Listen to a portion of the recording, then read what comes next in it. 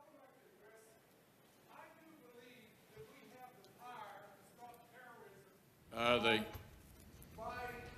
The committee will stand in recess for a minute while the police restore order. Okay, thank you. Okay, can I take my back?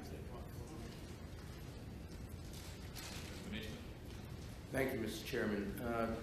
My question is directed to Mr. Pistole and Mr. Pavatt, and I want to return back from the more general to the very specific.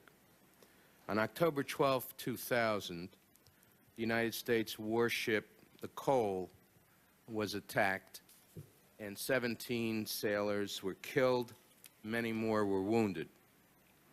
Our staff has shown us that by late December 2001, there was compelling, multi-sourced information collected by our intelligence agencies, FBI and CIA, and then NSA and others, working cooperatively, which showed that Al-Qaeda was responsible for the Cole, late December 2000.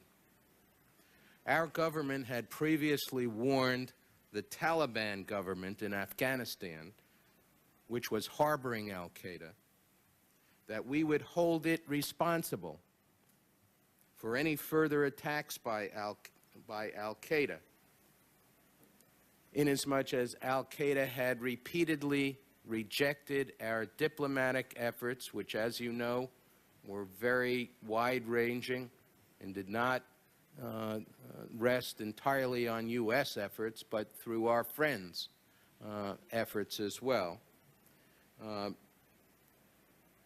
Presumably, that we would retaliate militarily against the Taliban for Al-Qaeda's actions because the Taliban was harboring Al-Qaeda. Now, yesterday, Attorney General Ashcroft was asked,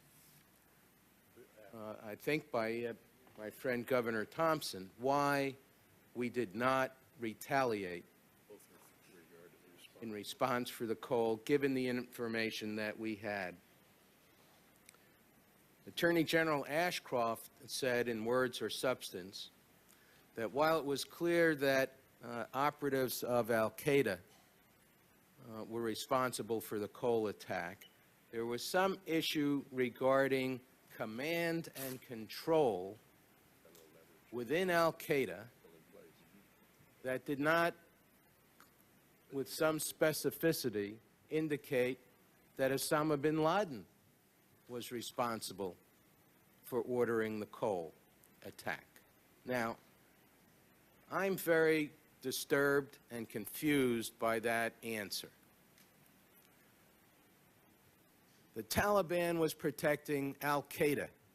Al-Qaeda was a large organization, as we have heard by this time, in late 2000.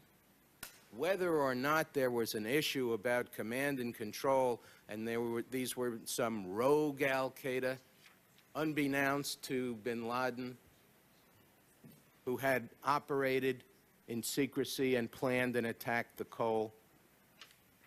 The information apparently was not presented by either the FBI or CIA to the President of the United States, either President Clinton, or if we were to understand what has been said so far, to President Bush.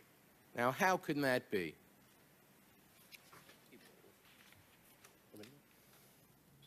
Commissioner, my purpose in being here is to talk about the collection that we do in the clandestine service. We did collect intelligence on that.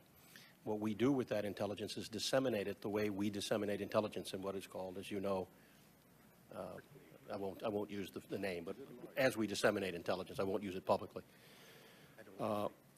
And that's what we did. There was an analytic churn going on. There was a very high standard, but at the end of the day, the question that you ask is why something was not done is a question that I can't answer, because It was a decision not in my control. It was a policy Clearly, decision. you had come to rest by December, the end of December 2000, where it was unambiguous that al-Qaeda was responsible for the Cole. We had taken the position that the Taliban should expel al-Qaeda. If we had responded militarily in December or January or February against the Taliban, perhaps they would have gotten a message, expel al-Qaeda.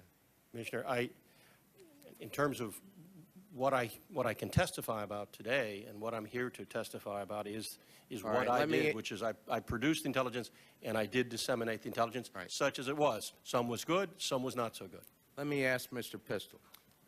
Yes, Commissioner. I think the one point that I would make is the distinction between what the intelligence said in December of 2000 and the point that I think you're getting to in terms of the retaliation. Was there proof from a criminal justice perspective? And obviously that's different standards. Did we need proof beyond a reasonable doubt to put in a court of law?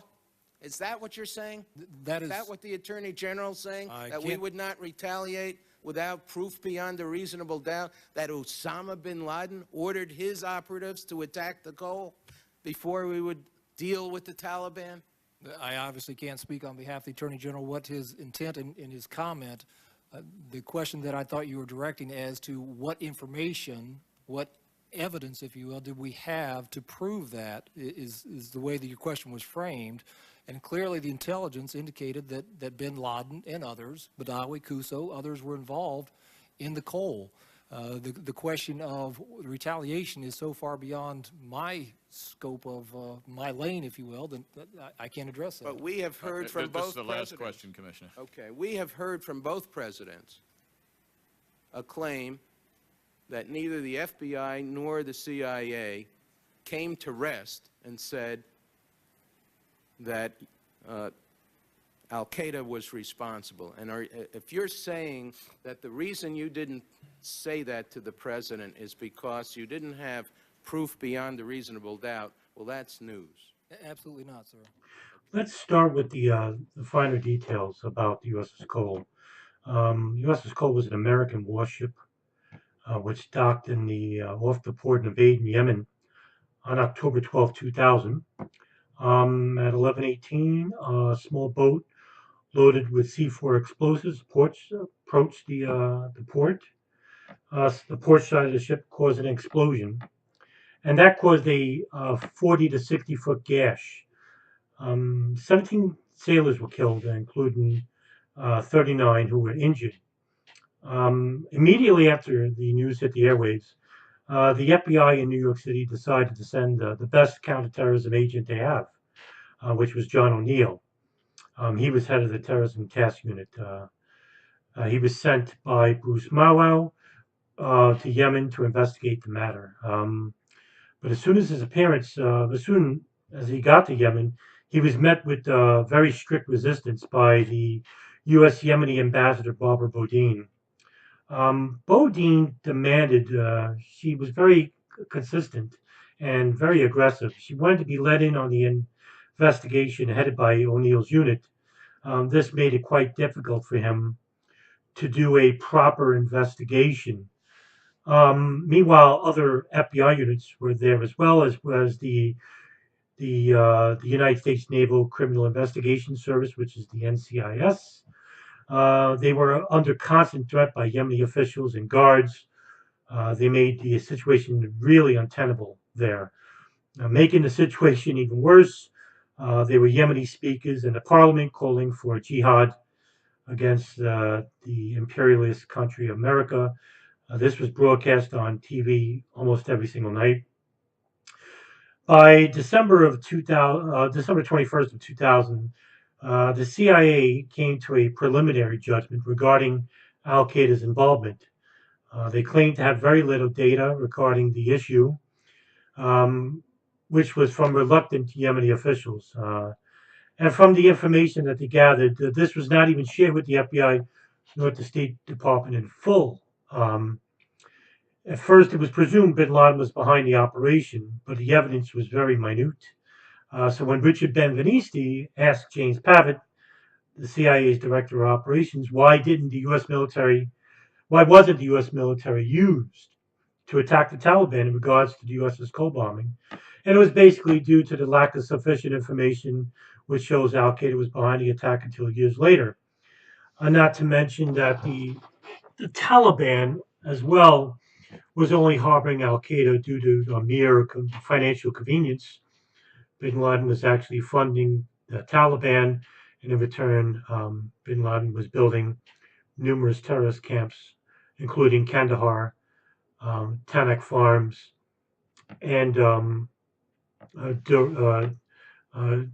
Darunta training camp. Many years later, by 2006, families of the victims of the Cole bombing sued the Sudanese government for assisting Al Qaeda in the attacks. Most of the individuals that were ended up getting arrested in connection to the bombing were later found to have escaped from prison or were released by Yemeni officials. Many other individuals were named in connection to being the mastermind behind the bombing, other than Osama bin Laden, who just 2 years later, in 2002, had taken full responsibility in audio and video recordings.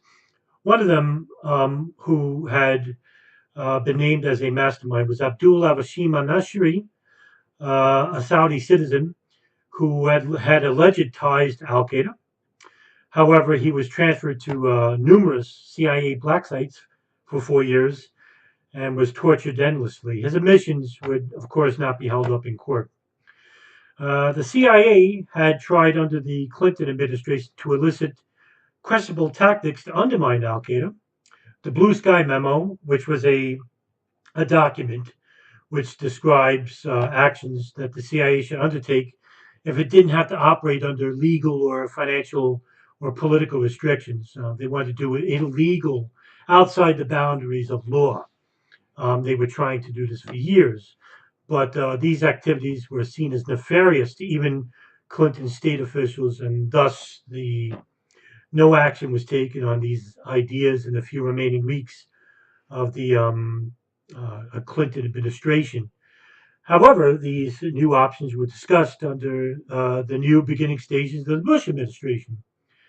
However, the Bush administration was not keen to accepting leftovers from the Clinton administration. Richard Clarke, who was the chief counterterrorism advisor on the National Security Council, was consistently ignored by the Bush State Department, and he repeatedly asked for terrorism briefings with then Secretary of State Condoleezza Rice. But his requests were put on the back burner, and as we all know, that didn't turn out too well in the aftermath of, the pre-attacks of 2001, because, of course, these warnings would have been quite relevant, and the information regarding the Clarke counterterrorism unit would have been quite valuable. Wouldn't have stopped 9/11, but it would have been valuable uh, in regards to at least trying to stop the attacks of September 11th.